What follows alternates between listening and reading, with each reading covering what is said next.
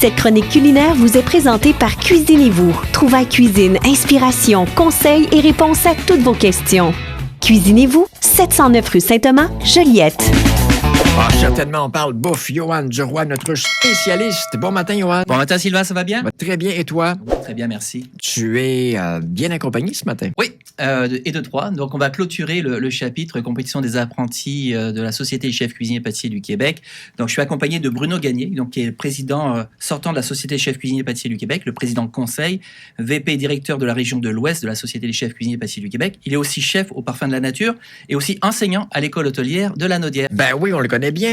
Bon bonjour, M. Sylvain. Ça va bien? Bonjour, Johan. Et puis, on a notre étudiante qui a participé à cette compétition nationale, donc Maria Ximena Suarez Estrada. Bon matin. Qui est étudiante donc, à l'école hôtelière de la Naudière. Donc, on est très heureux de les recevoir parce qu'on avait des gens de la Naudière qui ont participé à cette grande compétition provinciale.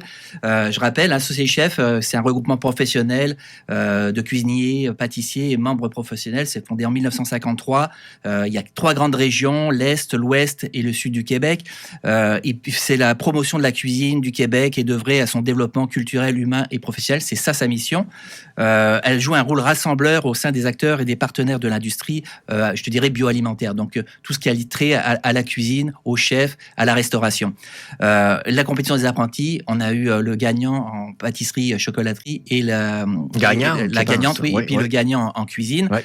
Donc, c'est un concours qui est organisé par la Société chefs cuisiniers pâtissiers du Québec et qui permet aux étudiants, je te dirais, soit qui sont déjà qui sortent de l'école, qui sont encore en apprentissage à l'école, de mettre en pratique leur apprentissage au sein d'une compétition avec un jury. Donc, que tu as un jury, bien sûr, de professionnels, que ce soit un jury technique, un jury dégustation. Et puis, Maria a été préparée par l'école hôtelière de la Naudière. Vous avez les enseignants qui ont coaché un petit peu Maria pour la préparer. Je rappelle, en cuisine, elle avait un plat signature à présenter et après, il fallait qu'elle fasse un plat autour d'une protéine imposée. Donc, il y avait un plat où on est confortable, on maîtrise, et puis après, c'est la surprise. Puis comment as-tu aimé ton expérience et puis comment tu aimes aussi, parce que tu es encore étudiante, tu finis au mois de janvier à l'école? Oui, j'ai fini au mois de janvier, j'ai commencé janvier cette année et l'expérience c'était vraiment merveilleux. Dans le fond, on se préparait à l'école pendant une semaine au complet. On faisait l'assiette signature puis on essayait de voir quel type de protéines on nous aurait imposé et comme ça, on essayait de voir des plats et des présentations que ça pourrait bien aller avec la compétition et tout. Comment ça fonctionne? Est-ce que chacun des 2 plats est jugé? Est-ce qu'on a une note? Est-ce qu'on repart de là en disant, mon plat signature, vraiment... Oui, il y a une grille de pointage. En fait, tu vas marquer des points à chaque étape de la compétition, que ce soit tout ce qui se passe en cuisine. Donc, on parle d'hygiène et salubrité, la façon dont ils sont préparés, leur plan de match aussi, préparer leur façon de travailler, comment ils gèrent la nourriture, la gestion des déchets aussi. Et noté. Et puis après, on va noter le plat signature avec un certain nombre de points, puis après, le plat imposé avec d'autres points. Je veux juste rassurer les gens. Bruno, qui est enseignant aussi à l'école hôtelière, et puis membre du CA de la Société des chefs, il n'y avait pas de conflit d'intérêt. Il était hors compétition. Donc, il ne faisait pas partie du jury. Il n'avait pas accès au pointage, etc. Donc, Maria n'était pas favorisée du tout par rapport à la présence de Bruno qui l'a accompagné lors de la compétition. Et puis, il y avait plusieurs étudiants, parce qu'il y avait un finissant de l'école hôtelière aussi qui a participé. Oui, Jasmin. Jasmin, c'est vrai, excusez. Jasmin qui avait terminé puis était sur le marché du travail.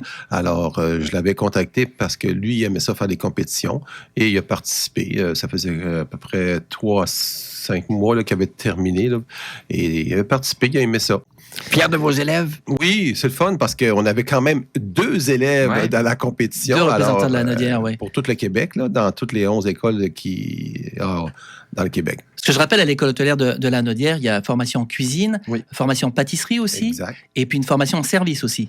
Oui, service. Et puis en boucherie. Exactement, il y a la boucherie. Donc, puis on peut encore s'inscrire, il y a encore possibilité d'avoir des formations, il y a des cohortes qui rentrent bientôt? Oui, la boucherie a commencé hier et un autre cours va se donner en janvier. Comme Maria, elle commençait en janvier, elle vient de le dire, là. Alors, de janvier en janvier. Et quels sont les plans pour la suite? Mes plans pour la suite, en janvier, je vais me réinscrire dans les cours de pâtisserie. Après, je vais me réinscrire dans les cours de service. Pareil, en boucherie. Je veux faire les tours de tous les cours de l'école hôtelière. C'est ça qui est intéressant, puis j'ai discuté avec des chefs qui sont déjà confirmés, c'est qu'avec les écoles hôtelières, tu peux acquérir des connaissances complémentaires. Donc, si tu veux te spécialiser en boucherie, dans la cuisine que tu prépares, tu peux avoir cet atelier aussi, puis avoir des compétences. Puis, vous avez vu, Maria a un petit accent, et puis le plat signature qu'elle nous a proposé, c'est racines, mais à la sauce québécoise. Donc, c'était très, très bon. C'est des empaladas, c'est ça? Oui. Empaladas, mais avec du sanglier, avec il y avait du cerf, du bison et puis wapiti. Donc elle a amené sa culture et puis avec une couleur régionale, une couleur québécoise. Puis c'était très bon, j'y ai goûté. Génial. Le prochain coup, on vous reçoit avec des plats. Ça marche? Ah, d'accord. Hey, merci beaucoup, super intéressant. Et puis, merci de nous avoir si bien représentés.